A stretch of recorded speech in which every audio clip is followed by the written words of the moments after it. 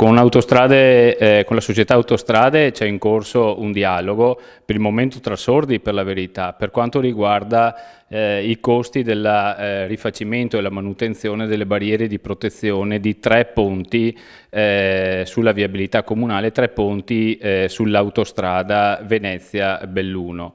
In modo particolare mi preme sottolineare il fatto che stiamo parlando delle barriere di protezione, quindi non dei ponti in sé stesso, e non c'è un problema, non stiamo discutendo di problemi di stabilità dei ponti stessi. Questo mi sembra doveroso farlo proprio in questi giorni nei quali i tragici eventi della settimana scorsa in quel di Genova sono ancora davanti agli occhi di tutti noi. Quindi stiamo parlando di sicurezza sì, ma di un aspetto di gran lunga diverso. La società Autostrade alla fine del 2017 ha scritto all'amministrazione comunale dicendo di sostanzialmente doversi sobbarcare i costi della manutenzione straordinaria delle barriere di protezione.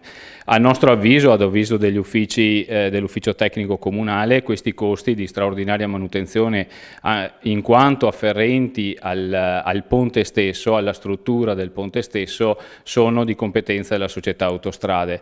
Noi abbiamo risposto in tal senso, però da parte non c'è l'accordo ovviamente da parte della società Autostrade, e per questo ancora all'inizio di giugno, quindi ormai un paio di mesi fa, abbiamo incaricato un legale affinché possa approfondire la pratica e ci possa dare le giuste indicazioni, e noi riteniamo confermare la nostra posizione sulla competenza dei costi in esame. Preciso che ancora non c'è in piedi una causa vera e propria, c'è una sorta di precontenzioso. Comunque i costi che la società Autostrade ha stimato sono di circa 160.000 euro per ponte, essendo 3 i manufatti presenti sul mio territorio, quindi per Mareno si parla di una cifra attorno ai 500.000 euro.